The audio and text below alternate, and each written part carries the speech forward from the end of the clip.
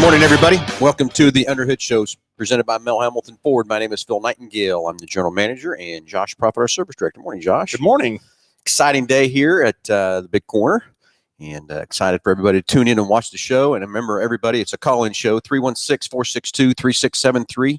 Anything ailing your car, tires, brakes, batteries, whatever it might be. But most importantly, we're going to have a special guest here join us in just a few seconds.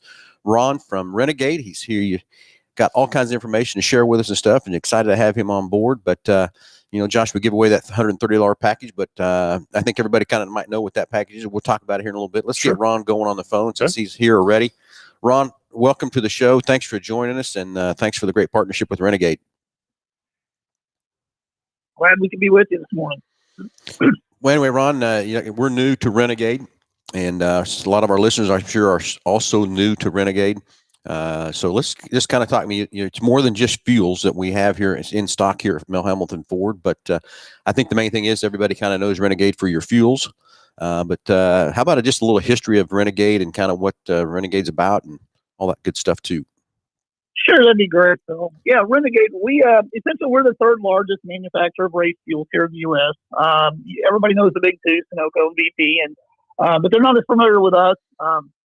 We were founded by Toby Baptiste, is our owner and founder, and we are a division of Valor Oil Company here in Owensboro and Bowling Green, Kentucky. Our headquarters are actually in Bowling Green, and we have blend plants in both facilities.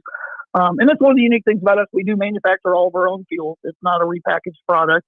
It is designed and built by us, so our formulations are unique, and we feel like that's what separates us apart. But yeah, we are racing fuels and lubricants, and we have a car care line. And one of the unique things with Renegade is from the humble beginnings of Toby putting this company together, it's always been focused on the sportsman racer, and that's where our focus remains 30 years later here today, is focusing on the sportsman racers. Now, that doesn't mean we don't have our share of professional racers and support some professional teams, but, that takes money to do that, and somebody's got to pay for that, and that usually ends up being the racer, and that's just not who we are. So, we want to manage, keep our prices reasonable, and we figure, if the racers are out racing, they're buying fuel, and that's more profitable than sitting in the stands watching the pros run on free fuel. So that's kind of who we are in a nutshell, and be glad to talk about our product line today. Beautiful. Hey, everybody listening to it's a call-in show. If you want to talk to Ron about any questions about Renegade, any of their products, he's here to answer your questions too. So 316-462-3673, and anything that you want questions that Ron, I know Ron's got the information can help you understand what fuels to run, what cleaners to run, what oils to run, that kind of thing. So if you're listening and got a question for Ron, dial us up, and that'll come into the main line at the dealership. The girls answer the phone. They'll patch you into the show, and you can ask Ron a question. And just for answering that question, you're going to get that price package about over $130 for each and every caller from that part. So let's get the phones ringing. 316-462-3673, and jump on Facebook Live or jump over YouTube and subscribe for us. We'd greatly appreciate that. And Brett Hudson, my 2017 Explorer, just hit the milestone of 100,000 miles. Must be maintaining it right? Anyway, so Josh, you got any questions for Ron since you're kind of really new to Renegade? And definitely very new to Renegade. So how long have you guys been in business, Ron? We've been in business just right at 30 years now. So based out of Bowling Green. Like I said, our founder's been in the business a little bit longer than that. He was with one of the other major fuel companies, and then took this thing out on his own just because felt like there was a need to make some fuels a little bit different, a little bit better. Yeah, and so surely somebody at Renegade who started this deal, got the ball rolling, was a racer, obviously. Yeah, that's like our founder, Toby Baptiste, got started with his dad at a real young age, and that's actually what kind of got him into it. They had some challenges with race fuel, and the people that were supplying it didn't want to stand behind some product that wasn't performing right, and they just decided that, hey, we can fix this. We're going to do our own thing. Absolutely. So what is the most popular product that you guys have? Well, we're popular in two different formats. One is on our automotive side with our Pro Series fuels. That's our non-oxygenated line. Everything from the 110 plus all the way up to our 120 nitrous blend. All of those fuels are extremely popular, in the bracket world, as well as the NHRA world. Edmund Richardson, Luke Bogacki, all the big names run the Renegade product. top dragster Lynn Ellison, world champion. On the NHRA side, Jeremy Mason, super gas world champion. On Renegade side, all on our Pro Series fuel. Then we jumped to our power sports side. We started in the power sports in 2010. It was a new entry for us. In the first year of the development of our fuels, we won all 3 AMA Outdoor World Championships. So the teams, Geico, Honda, Yoshimura, Rockstar Energy, all of those teams have been with us on and off over the years. So, Ron, you had brought up a point there on oxygenated fuel. So, yeah, I was going right the same place. So, explain to our listeners the difference between oxygenated fuel and unoxygenated fuel. Guy can't spit it out. I don't know why. I have days I struggle with that myself. Yeah. So, let's be glad to. The oxygenated fuels, what they do, they have additional chemicals in them that bring extra oxygen molecules into the fuel itself. So the engine needs air to burn the fuel, to combust the fuel. It's all about burning fuel. That's how we make power. The secret's really not in the fuel as much. It is the efficiency of the fuel. So by putting extra oxygen in the fuel, we can add more fuel to the engine because the oxygen's already there to combust it. So the more fuel you burn, the more hot expanding gas you make to push the piston down, the more power output. One of the things that a lot of people miss with oxygenated fuels is everybody's looking for peak horsepower. And I'm as guilty as everybody. We want to see those big numbers on the dyno. But what you really need to look for with oxygen fuel certainly is that top end gain, but it makes a big difference in the mid range. And a lot of people miss that. Really moves the torque curve up, really helps accelerate that engine between, from gear to gear. And that can make a big difference in your racing program, even though you may not see huge numbers on top. So definitely, if you've never tried oxygenated fuels, it's definitely, if your series allows it, it's worth trying sometime. Well, let's go another thing with a lot of the guys out there with fuel and stuff. What about with guys that still got the catalytic converters on their cars? What do you got? What happens there? Yeah, with catalytic converters, oxygenated fuels will still work. We just can't run a leaded fuel. So, and that's a great topic there, Phil, because we have a lot of racers. Today the street outlaw scene, as you know, is crazy. These people are making 2,000 or 3,000 horsepower.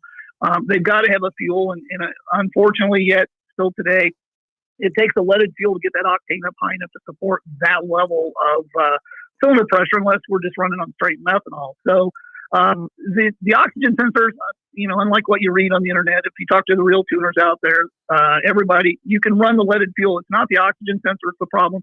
It is the catalytic converter. They do not like the lead. It will render them non-reactive and fairly quickly. So, yeah, catalytic converter applications, we got to stay in an unleaded product line. But we do have some oxygenated options for them, the Ratman 109, Ratman 98. So all's not lost. We've got the unleaded crowd covered as well.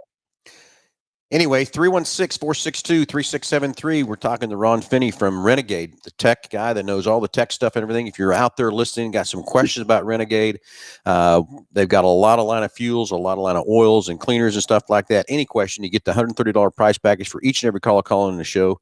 Call in here, win the package, but get your information you need from Ron and help dial in your car a little bit better, make it run a little faster or whatever it might be from that part. To help there. So 316-462-3673. Let's get the phones ringing and get the questions going here for Ron. So, when you get into the other aspect, and we're kind of jumping around here a little bit too, Ron, you also got a motorcycle line too. We're just now getting into Hoosier's got the new motorcycle tire. We're now getting involved really heavily with the local motocross track out here, bar to bar. And there's a lot of questions on motorcycle fuels too. Yeah, that's our power sports line, and like I said, we've had great success with that. We really feel like we're an industry leader in that, and have some of the championships behind it. Chase Sexton just won the AMA East Supercross Championship last year on our products, so we're really strong in that line. And we have products from our MX4, which is designed to be kind of a pour and play. They're all oxygenated. That's going to give you the torque, give you throttle response. Really makes a big difference in those smaller engines, the single cylinder engines. And from the MX4, which is a kind of a pour and play design for somebody to be able to go from a pump gas or maybe a 110 to an oxygenated product without having to do a lot of retuning or rejetting. And then we move up into our SX line, SX4, SX2, and SX4 Plus. Those will require some tuning or rejetting. We've got to make sure the map can cover the additional amount of fuel delivery they're going to need, because the oxygen is going to lean the mixture, but they will make absolutely crazy power for the riders. And that's on just the motorcycle line, correct? On the extra. Yeah, that's in our, Yeah. we call it our power sports line, but yeah, for the motorcycles. And a lot of that, we've got a lot of the four-stroke, four-cylinder guys, the Kawasaki's and so forth that are out there on the drag strips running our power sports line as well. Yes, and that's something, again, this is all new to us here at Mel Hambelton Ford Racing, and we've got a lot of that in stock for these guys. And, we're going to need some training too when the consumers come in to get the right proper fuel. But I think most of these guys kind of might know what they want, but I sure hope that we're answering a lot of these questions online here today and on the live show here. So let's get the phones ringing. Let's get Ron some questions.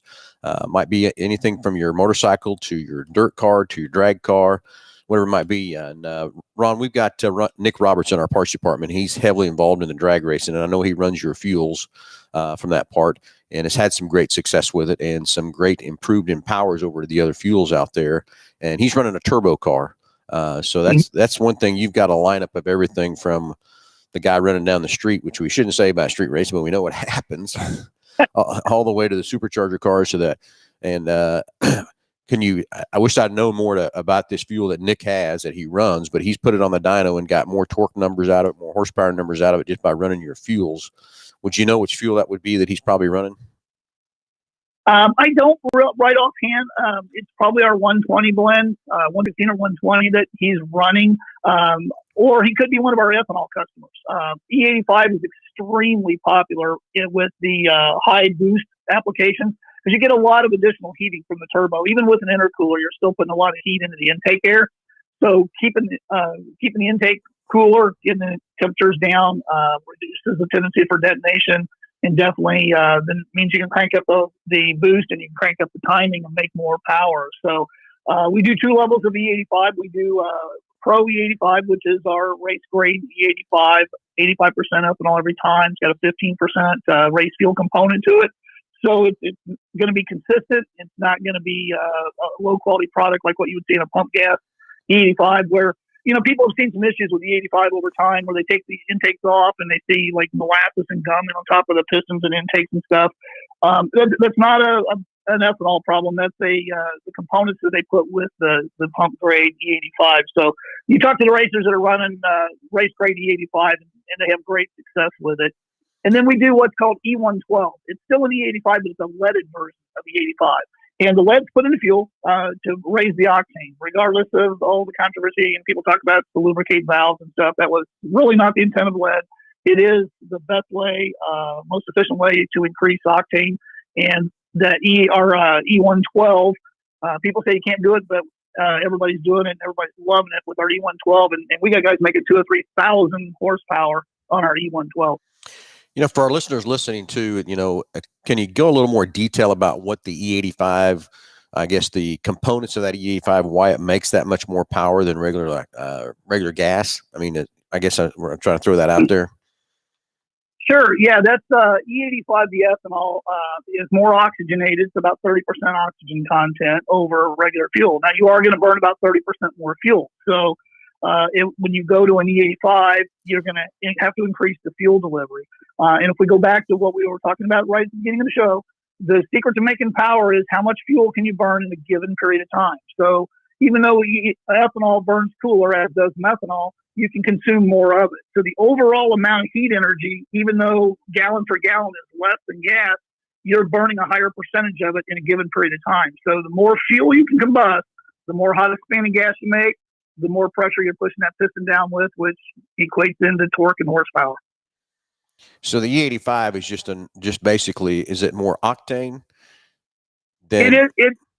That E85, because of the cooling effect, if we're looking at E85, it's got an octane value of around 100. So you see a lot of numbers out there, but it's really around 100. But because of the cooling effect, the cooling effect that we get with the ethanol, it acts like, or it will function more like a 110 or 112 fuel. So that's what allows people with the 85 to run 13, 14 to 1 compression. We've seen guys with a 540 big block run 14 to 1 on our race grade E85. So it will perform at a higher level because of that cooling effect. Much like running methanol, which methanol does have a higher octane, just like our E112 gets you up around 115, 116 octane. But it'll perform at a level much higher than that because of the cooling effect. So one of the questions that I had that you briefly touched on a little bit ago was blended fuels. So what's kind of the advantages of blending fuels, and what blends are you, or what are you putting together to blend a fuel? Well, that's something that we don't disclose our blend formulation. Okay. But here's the thing: the components everybody's using, all of the high quality race fuel companies, and we never slam our competitors. Great, they build a great product. There's no doubt about it. There's room for all of us. We're all buying the same product. What's unique about it is how we put those products together and which one of those chemicals. None of this stuff is gasoline. It's not made with gasoline or pump gas products. Yeah. So it's blended. It's chemical based, and we're putting together combinations of the chemicals. And it's like anything, just like racing. You find that magic thing, or you fine tune a formula and get a performance advantage, and that's where you see with Renegade. We talk about burns cooler, burns cleaner, and more consistent. When you get the right product, it's all about combustion, and that's one of the things we feel that we've got a great handle on. And if we can get all the fuel combusted, that means the engine's going to burn cleaner. If we get all the fuel combusted, we're going to make more power because we're using all of the fuel. And when you get into things like the latent heat of vaporization, just like we were talking about with the alcohol, when you change a liquid to a vapor, you got to add heat to do that. 960 BTUs per gallon if we're talking about water. So that heat is the engine's heat. And to change that gas to a vapor, it absorbs heat. So when we burn that fuel, only the vapors burn, not the liquid. We get that change of state, and that's what carries the heat away. So that's where we burn cooler, we burn cleaner. And when you're burning all the fuel, you're not leaving fuel behind. The car's going to be consistent. So when the weather changes, in a lot of races, everybody knows that. We go in running during the day, and then suddenly it gets cool in the evening, or maybe late afternoon cloud cover comes in, and suddenly the car picks up 200 or 300. That's because there's fuel there to burn. That cooler air is only going to help you if there's fuel there to combust that isn't combusting. Well, if you can get a blend that you're burning 100% all the time, your car's not going to chase the numbers like it does on some products. Makes good sense on that side of the coin to make sure how it's got to burn. I mean, I've always known that the more fuel you can burn, the better it's going to be. But I always thought there was always that same part where you could get to the point where you're going to flood the motor too and not have too much and kill the spark. There's that magic window there, right? You are absolutely correct. You can only put so much in it, or it's going to quit burning. And like I said, you start putting in faster than the engine can vaporize it. That liquid's going to put fire out. It's definitely going to ground those plugs out, and that is not a good thing. No, that's not a good thing at all from that part. So I guess the next thing is, and we got a caller coming in the phone here. So and I believe it's going to be, Ron, who we got calling in is Nick Roberts. He's our guy in our MH Ford Racing that heads up the drag race side and everything else too from that part. And I told him to call in, and it looks like he is going to call in here in a second and talk about his experiences with it. Maybe he's got a couple questions for you too that you can answer for him on his drag car. He's in the middle of building a drag car right now, and we went out last fall. We've got a drag Mustang here on the showroom floor, and we went out to do a situation with the draggy ET thing, and we took out and compared the two cars together and stuff, and from that part. So Nick is really into drag racing pretty hard. I think I don't know if he can eat, breathe, and sleep it any more than he does from that part, from that standpoint. So it'd be fun. I don't know if he's ever talked to you or you ever talked to him before in the past or not, but it'd be good to have you two guys visit a little bit here about his experiences with Renegade. He's been a big believer in trying to get Renegade here for us for quite a while. And so I'm glad we're finally hooked up with you guys. And Nick, you're live with Under the Hood. Go ahead, buddy. Hey, how's it going? Good. Ron's on the phone here with you, and just tell Ron about what your experience has been with Renegade and that kind of thing, and maybe you got some questions for Ron too that he can answer or help dial things in a little bit better. But it sounds like we're going to need a little more training for the rest of the guys in the showroom in there, Nick, to help sell their products. Oh, absolutely. So last 2 years we ran the Renegade Pro E85. We had played around on the dyno testing it versus two other popular E85s and pump E85. Same boost levels. Was able to take the ignition timing quite a bit higher with Renegade, which netted us close to 100 wheel horsepower more on the exact same amount of boost, and dropped our intake air temps. I don't remember off the top of my head, but it was pretty considerable by doing so. That's so awesome. gave us a much more power, much more reliability. Cleaned the fuel table up a ton. Seemed to really make power. I wish we would have got to try the E112 more. We right at the end of the last season, we played with it a little bit. Kind of stayed away from it. Seemed like a lot of the guys that were leaning us that direction was saying it took massive amounts of compression or massive amounts of boost to ignite it. But we didn't really see it that way. We've seen a pretty considerable pickup in power. Same thing, was able to throw a little more timing at it safely. Yeah, that's a great comment, Nick, on the E112. It goes back to the misconception everybody has around octane, and they really don't understand what octane is. And that's why we do the fuel seminars around the country and willing to help racers understand that. But we've actually got crate racers down in the South, the crowd that they just feel like a leaded fuel. They grew up with leaded fuel. They won't run anything but a leaded fuel. So they're running E112 and 9-to-1 normally aspirated engine. So, yeah, it absolutely will burn. Certainly, it's got the octane. It's designed for the higher compression, higher cylinder pressures. That's where its sweet spot is. But, yeah, that window, just for everybody's understanding, is way wider than some of those things that are out there on the internet. Yeah, it was definitely a very positive experience. Like I said, we tried it versus a few other brands of E85 and was able to pick up from all of them with it. And that's why, like I said, since the day we started running it and testing it, I wanted it here with us and wanted us to be able to give our customers another good fuel source that's for the guys that are just E85 racers too, Yeah, and we are so excited to have you guys on board because you guys are racers. You understand the race world. You can help the racers out, and that's what Renegade's all about. That's why we do what we do, and we do the seminars, we do the things, and try to get out to help educate the racers, because the more the racers understand, the more successful they're going to be, and successful racers buy a whole lot more fuel than unsuccessful racers. Oh, yeah. Yeah, you're exactly correct on that, Ron. It's and again, Nick, going back to your situation, you switched to that fuel, but everybody needs to realize too, you still got to tune these motors to that fuel and tune the things that you did. But you increased your timing, which a lot of people, I don't make sure everybody understands what timing does. And basically, the more time you can put into it, the more power you're going to make out of that motor. And you just basically change the timing enough to offset for that better fuel to make that correct horsepower. Is that correct?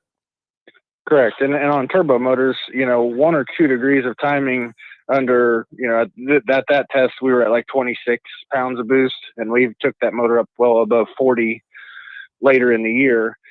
But, 1 or 2 degrees timing on E85 when you're pretty well maxed out is considerably more power. And to get that is a huge safety window also. The more timing you can run it, the more power you can make. But when you have a cushion of ignition sealing, it makes it a lot better of a safety aspect when something can go wrong.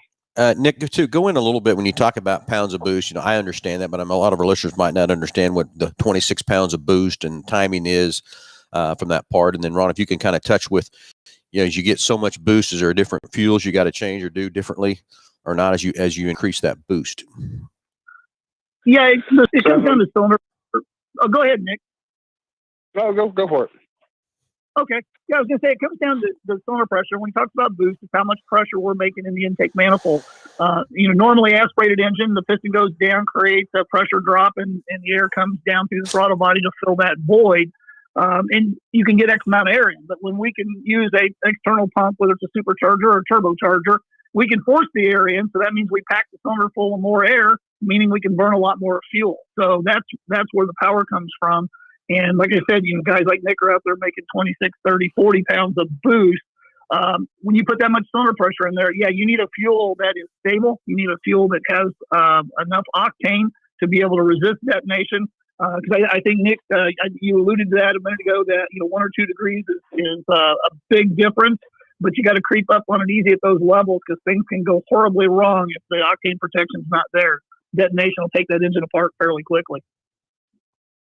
Yeah, detonation on upper boost range is a good way to send the rod south for the winter. Just a little south, right? Yeah, that's where I was. So, yeah, where I was kind of going with this is you take an average guy out there right now and wants to change his fuel and stuff.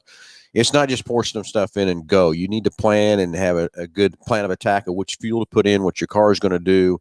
Back in my day racing with starting out with the old small block 350s, carbureted and headers, go through a cam in it, do different things, and you still keep pump gas on it, jack with the timing, and all that kind of stuff.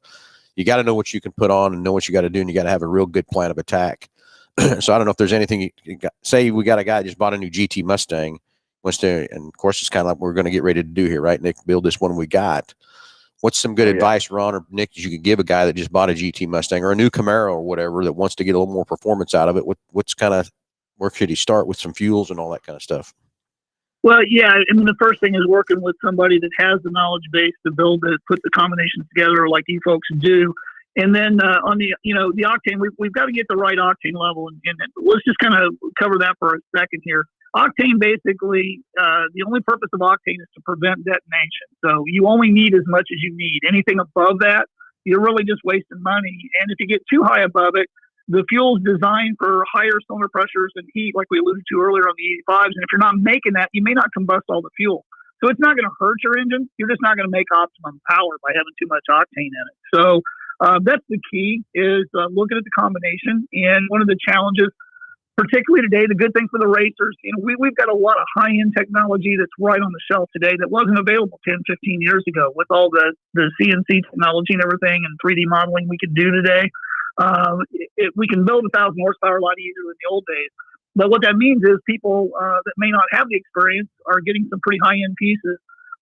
So that's why it's important to understand the combination you have. So you may take two 5-liter engines, and they may need two different fuels, even though they seem to be about the same level, because of the cylinder design, piston design, and things of that nature changes the combustion process. So that's why we ask you questions when you check in with this recommendation. Usually compression's one thing, but we need to know, hey, what cylinder head are you running, and is it injected, is it carbureted? Just a few questions that help us make sure we get you into the right product.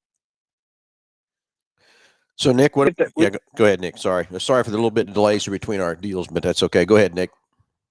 We get that comment a lot too, and people will come into the store and they want to jump straight to like an E98 or methanol on a lower horsepower, lower compression engine. And the hardest thing for some people to understand, with the higher the alcohol content, typically can make it a harder to ignite fuel. And like when you said with the higher octane race gas can get the same way. You can get to a point where too much is too much, and you're going to lose power from that. This is a test many years ago that BG Products did with me when I started. Like I said, we said on the show many times, I started using BG Products back in 1985, cleaning injectors when the tune port injected cars come out and all that kind of stuff. But BG would come in with a white saucer dish, and they'd take some 87 octane and put it on the dish, and then they'd take some, back then it was 9 premium, and you'd ignite it on that white tray. And of course, the white tray on the 87 left just a little bit of residue still there, and plate over on the 93 was black. That's from all the extra additives and octane, everything they would put into there. They were trying to demonstrate if your engine doesn't need that octane, not to burn it, because it's just building excess carbon and soot and stuff inside that engine. But I think today it's not as crucial, like Ron was saying a little bit ago, but it's still crucial to get the right amount of octane in that cylinder for what it needs to make it optimal. And I'm still sitting back here trying to think about, if you got a stock car, is there a Renegade fuel that will help it perform better? Or is it something? Absolutely. Yeah, we've got products for the guys that have a stock car that, when we talk about stock cars today, they make a crazy amount of power compared to the older days. So products like our HR93, it's a 93 ethanol free product, but it's not a pump gas product. So it is a premium product designed for the performance applications that only need about a 93 octane. And then we do the same thing. We move to our 97, and then for the supercharged Mustangs and the guys really getting after it, like the 102, and all three of those are unleaded products. No issues with catalytic converters, oxygen sensors, or any of those issues. Yeah. Nick, I don't know if you know that we have a tech down at the Quick Lane, and he's got I believe it's an 18 F-150. Yeah. It's an 18 F-150 2.7 liter 4-wheel drive that he has put a tune in and races out there at KID. And here, I don't know, a couple months ago, I happened to walk in the shop there and noticed she had the transmission laying on the ground. So probably a little bit too much boost there, whatever. But in that stock 2.7, I think all he's done is put a tune in that truck. Is all he's done, and he launches it in 4-wheel drive and then disengages it, gets halfway down the track or whatever from going there. And I don't know, Josh, if you remember how fast he's running, but he's going pretty well with that truck. Yeah, moving right along. But I don't know what he's doing for fuel. I think I seen it run last year, and it went like 1270s or something. It was pretty impressive for just a tune and bolt-on stuff for sure. And a 2.7 at that. I mean, years ago, it would have took a V8 to achieve that, you know. Well, that's what I'm saying. I wonder what fuel he's running. And so let's go to that extreme a minute for either one, Ron or whatever. Stock two, it's a 2018 F-150 2.7 liter V6 turbo truck. And he's put a tune in it. What would be is that enough information to give you enough to tell you what fuel he should be burning in that truck? Yeah, that gets us pretty close because we know with the tune he's turning up the boost on the turbos, so he's going to need to be conservatively with our 97, but definitely that sounds like that truck was a 12-second truck, our HR 102 unleaded fuel to support that level. And we see that with a lot of the guys with the supercharged Mustangs, the Hellcats, and all the other products that are out there. We see that the 102 and even the European cars, that the 102 works really good in those products. Gotcha. So, Nick, we're going to need to get with him and see what he's doing there and what he's burning. So now I'm going to go another gear, and I'm going to lean to my personal side of this just for a moment. Josh has got a big old grin on his face already. Ron, I got a 2020 GT500. Don't drive it much. Why? Because to me it's an investment. It's a nice car, and I don't want to tear it up. And by the only time I got to go drive, it's on a Sunday. But when I do go, I hate to tell you what happens to that car. It does get, I'm not a baby in that car, but so I don't want to tear it up, and I don't want to slide around and hit a curb because the wheels are very expensive on that car. From that part, I'd make myself cringe if I had to buy one of those wheels. But what should I be putting in that stock GT500? What should be going in that car? Well, one of the things that we usually start, we ask the customers, what is the factory recommendation on that? So most of those cars are tuned for 93 to 95 fuel. So I would say with that vehicle, you're going to be in the P97 was probably a good product for that. Or again, with the performance capability of that car, the 102, the HR 102 would work good as well. Nick, you making some examples, writing that down because I didn't from that part. Yeah. From that standpoint, again, Ron, I just get it out on the weekends, and I think of course, the gas goes pretty fast in that thing. I don't know why. There's a hole in the tank. Is that what it is? It's got a hole in the tank. Comes out through the bottom of the throttle. Yeah, and that's one of the great things about those fuels too. So is they've got a great storage life. So again, pump gas that we buy at the gas stations, it's got about a 90-day shelf life. These products have got up to 2-year shelf life. So with the 97s and the 102s, that's the other thing. And even the 93s are great for the classic cars or the collector cars or just the weekend performance cars because you don't have to worry about fuel degradation sitting there for 2 or 3 weeks till you get them out again. And then when you get them out again, they're ready to roll. Yeah, because that's what I am doing. I am putting a BG product CF5 in that car each time I fill it up with tank because I might burn a quarter tank on that Sunday, might burn a half a tank, who knows, from that part, and that's what I've been putting in there to store it. And I said I put it away in October. I haven't even begun to get it out yet from that standpoint. So you're right. That fuel is probably the additive I put in there. BG says it's good up for 9 months. So I know I'm pretty good there too. But do I need to really run that thing all the way down pretty low before I start adding your fuel?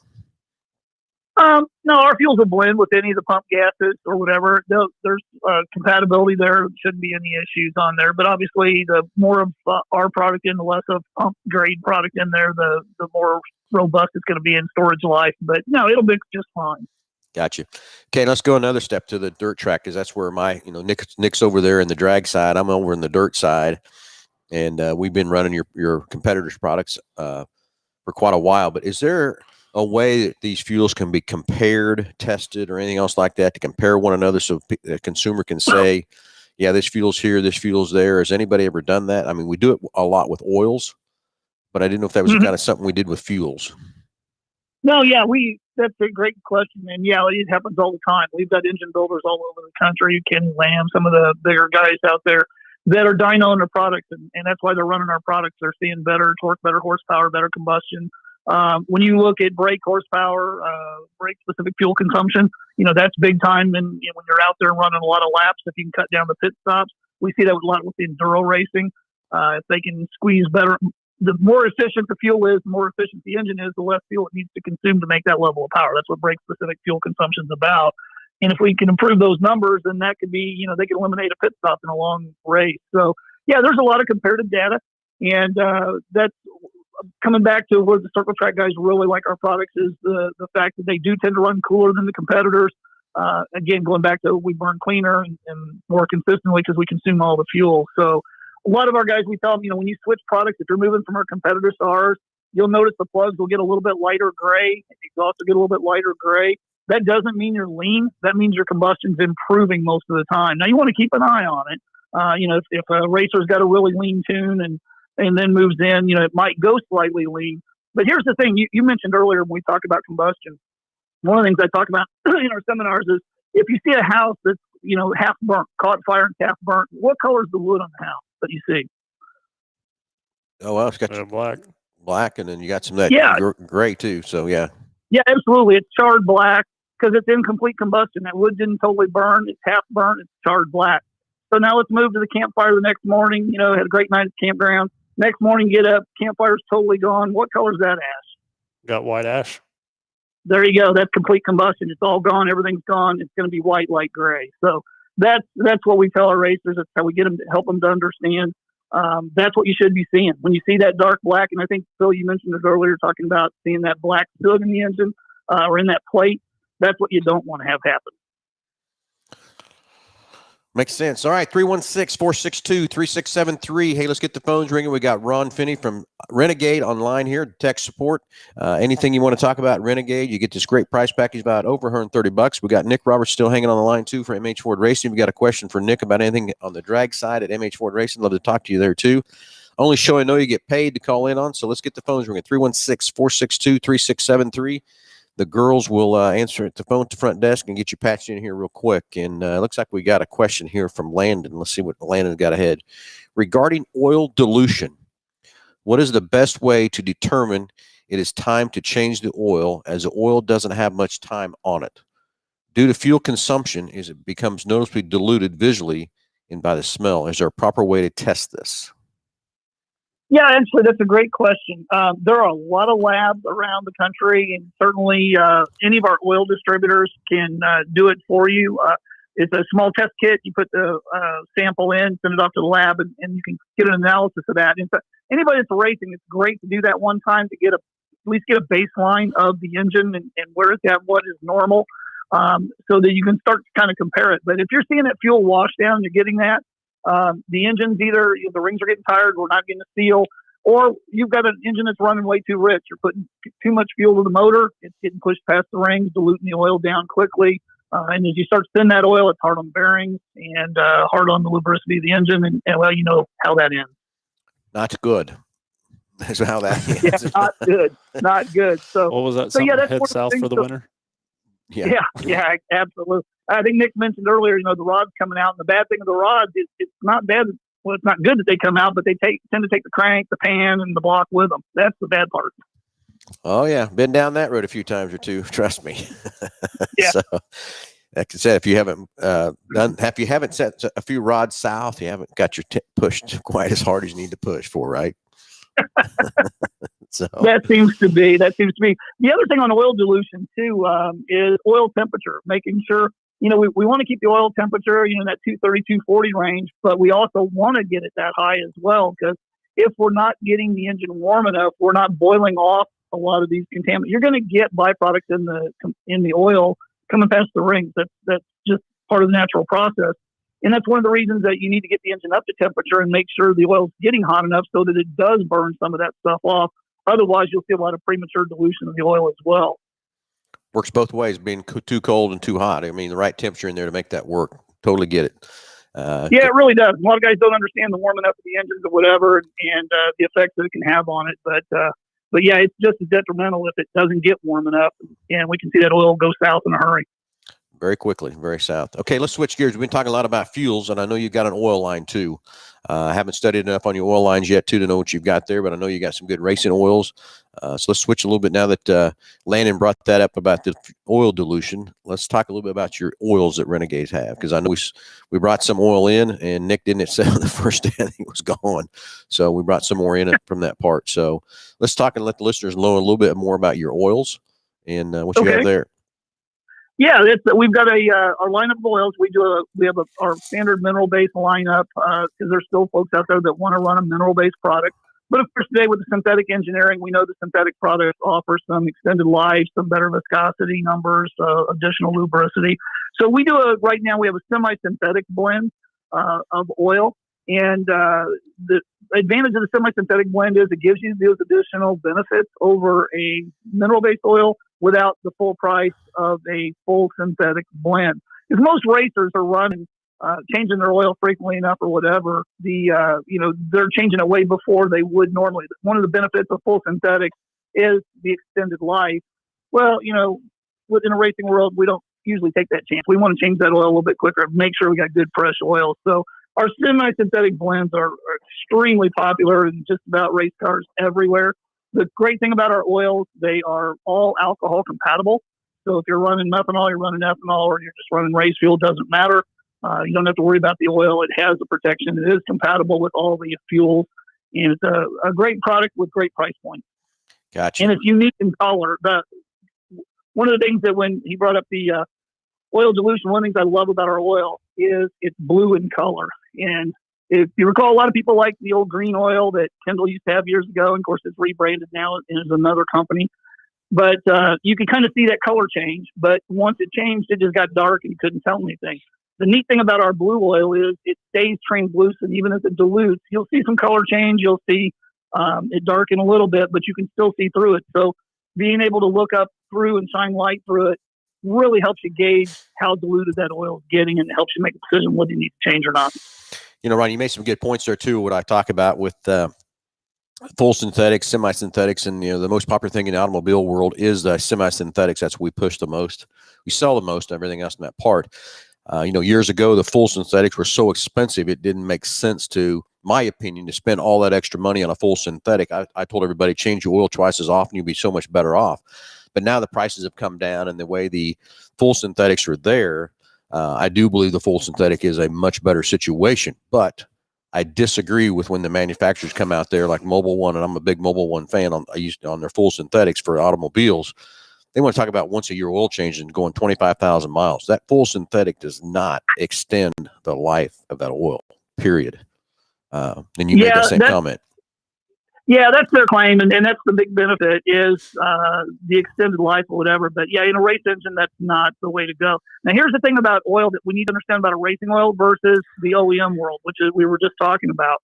So in the OEM world, the EPA has reduced the amount of zinc content in the oil, and that's the component that's giving us the protection for the camshaft, the lifters, and the valve train, as well as the rod bearings and main bearings. So back in around 2000, cam manufacturers, Crane, Comp Cams, everybody, they started having massive cam failures on flat tappet cams, and they couldn't figure out why.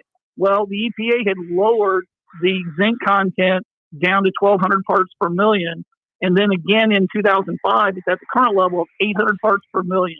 You absolutely are not going to keep camshaft lives with that. So a racing oil is going to have a lot higher zinc content. The zinc phosphate product that's in there, ZDDP. And we have the highest in the industry at 3,000 parts per million across the line in all of our racing oils. So it's going to keep the valve train protected as well as the engine lubricated. And that's what you got to have. Now, the thing with it is a good racing oil is not going to meet the EPA requirements. So our oils are not street legal because they do not have the API symbol. Because to have the API symbol, like the full synthetics do, they got to be 800 parts per million or less. And that just isn't going to cut it on a race engine. Particularly today, when you're looking at valve spring pressure, like my 618's got 1,070 pounds of spring pressure open. We used to call those front springs on our car. Today, they're valve springs. Exactly. And too, Ron, the flat tappet in the dirt world, in the IMCA world and stuff, they have to run a flat tappet. So if one of these listeners are listening about the IMCA motors, and I know we got a caller here, but right in the middle of it, is that flat tappet. I learned the hard way on that situation too already. But so there, IMCA guys with your crate engines out there, this is an oil you need to be looking at to help protect those flat tappets. So, hey, let's go to the phones. Yeah, let's go to the phones and talk to Jordan. Jordan, you're live with Under the Hood. Go ahead. Hey, what's going on, guys? Hey, that haircut looks nice. Just wanted to let you know that. Thank you. Styling and profiling. What do they say? Pippin ain't easy.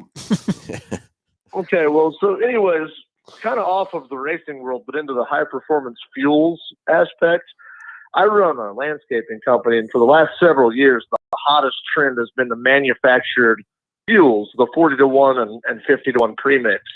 And I know all the racing fuel industries are kind of getting into that. I'm a huge fan of the Renegade Race Fuels, and I didn't know if that's a product line you carry, and if it is, where can I get it, or will you guys come out with that at some point? Fantastic question, Jordan. And absolutely, we have it called our Bushwhacker series. We make it in a 4-cycle fuel, we make it in a 40-to-1, and we make it in a 50-to-1. We use a full synthetic JSO certified oil product in it. It is a race fuel base, and it's about a 93 to 95 octane, so it supports all the equipment really well. Hugely popular in the landscape industry and so forth. You can get it in a drum, you can get it in a pail, or you can get it in quart cans, and Hambelton Ford can get that product in for you. All right. Well, Phil, can you order me some then? I definitely will get some for you. And is it? I heard the 30-to-1 and 40-to-1. Is there just one 30-to-1, 40-to-1, or what do we got there? No, we have a 40-to-1 product. Go ahead, Jordan. Oh, I was at 40-to-1's what I run, but 50-to-1's popular, and then the 4-cycle stuff's popular too. So yeah, it depends on what application you're using it in. Yeah, the 50-to-1 is the most popular, but the 40-to-1 is real popular as well. So we do a 40-to-1, we have a 50-to-1, and then we have the 4-cycle, which is the non-premix for the regular 4-stroke machines. Okay, is that coming? What's that coming? Gallons? Is that coming 5 gallons, Ron? Or do you know how that comes for sure? Yeah, we can get it in quarts, we can get it in 5-gallon pails, or we can get it in drums, however you guys want it. We can provide those quantity levels for you. Well, Jordan, let's talk after the show. Let's figure out how much you use and whatever, and decide if I need to get it in a 55 for you, because I'm sure it's more inexpensive that way. We can sell it to you as you need it, or if you want to do it in the 5s or quarts or whatever you might want to do with your landscape business. Perfect. I'll order some as soon as the show's over. I appreciate it, guys. Sounds good. Thanks for the call, Jordan. All right, bye. All right, so 316-462-3673, and again, all kinds of great ideas there, and going to get Nick Roberts back on the phone. We can only take one caller at a time, so I had Nick jump off so we could get Jordan. So I just texted Nick to come back on live there, but that's again just learned something right there. I had again haven't studied the products enough, Ron, and we're going to keep learning about Renegade and everything else too. So another aspect for you guys out there, if you're listening, and you've got your home products there for your weed whackers, your lawnmowers, all that kind of stuff. And again, you think about those lawnmowers, they go to sleep in the winter and they wake up in the summertime sludged up, everything else like that. So it'd be a great product to put in those mowers, not to have to worry about winterizing those things too. So anyway, 316-462-3673. Hey, that's the number to dial up in the air. Anything ailing your car, but most importantly, let's get some questions here for Ron and answer some great questions there too. So Ron, what else have we left out? One of the things that makes me think is your Cobra, and you're looking at taking care of that product and all the fine products that you've got there at the dealership. Our car care line is something that was new for us about 3 years ago. And just give you a little background on that. We started developing that partnership. A guy came on board with Doc Parker, who's actually inducted in the NASA Hall of Fame for some of the products that he's developed. So he brought some technology, and we're like, why do we want to do car care? Because he said, we can do things with car care that other companies aren't. So, and in that, one of our most popular is our Speed Shine. And that product was actually designed for NASCAR, is what he designed it for. And it changes the surface tension of the vehicle. So not only is it a quick wipe, like a wipe and shine type product, but it actually will help reduce the surface tension of the vehicle and makes that car slicker and cut through the air better. So that is a hugely successful product for us. But we've got everything from tire shine to speed glass. And interestingly enough, again, we talked about that formulation. And I don't know everything that's in his glass formulation as I do the fuels and lubricant development, and Buck handles the car care stuff. But I can tell you, we've actually got construction companies now ordering this glass cleaner by the cases because it does such a better job of cleaning the glass off on their equipment and keeping it clean and streak free. for their operators. And that's a world we never would have thought we'd have been in, is cleaning glass on construction equipment. So it's a fantastic product as well. Well, Nick, you're back on the line with us, aren't you? Yep. All right, good. Thanks for hanging up there so we can take Jordan's call. Great call there. If you listen to that or not, if you're still on that deal, but the 4-cycle oil bushwhacker, is that what you called it, Ron? Yeah, it's our bushwhacker series. We got to make sure we get that stocked up and ready to go here too. Now this glass cleaner, I don't know if we brought any of that in on the initial deal. I know we brought in a lot of different products and stuff on the initial order, Nick, but I think that's something we ought to just take a look at and see how much of that glass cleaner we did. Awesome. Okay, good. We brought the glass cleaner in and the speed wax. That was 2 of them that I wanted to try right away. So okay, perfect. So we can get those on track, and then that's another thing we can look at too, Nick, is going into helping the guys in the lawn care business that they're out there doing that stuff. And Josh, I know you got a good buddy too doing that too. We need to talk to him about that, other fuels and stuff from that port to help that situation. Again, I think the best thing is we could go get it in the 55s and be able to sell it by the gallons to the guys, or 5 gallons at a time, however they want, because I'm sure it's a lot cheaper in the 55s than it would be in the quarts or the gallon situation for that part too. So here's another question from Landon Wood here for you, Ron. Is Renegade still making Sparkum Berry fuel scent? Yes, Spankumberry. Absolutely. That is hugely popular. That is our number one seller of our fuel scent line. And we've got a number of different fuel scents, but yeah, Spankumberry by far outsells everything 3 to 1. Love that stuff. So it actually, and I've not really played too much around with any fuel scents. Nick, I don't know if you have either on that part, but does it really change the smell of the exhaust coming out that car? Oh, yes, yeah. it does. Yeah. So what is a Spankenberry scent?